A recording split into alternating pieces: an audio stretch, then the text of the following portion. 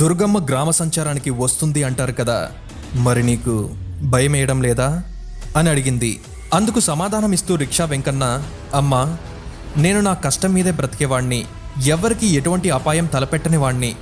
ఆ దుర్గమ్మ మా తల్లి, ఏ తప్పు చేయని బిడ్డకి తల్లి దగ్గరికి వెళ్ళడానికి భయమెందుకుంటుంది అని అన్నాడు. అలా కొంత దూరం వెళ్ళాక ఇంద్రకీలాద్రి రానే వచ్చింది. అమ్మా, మీరు ఏ ఇంటికి వెళ్ళాలి అని అడిగాడు వెంకన్న.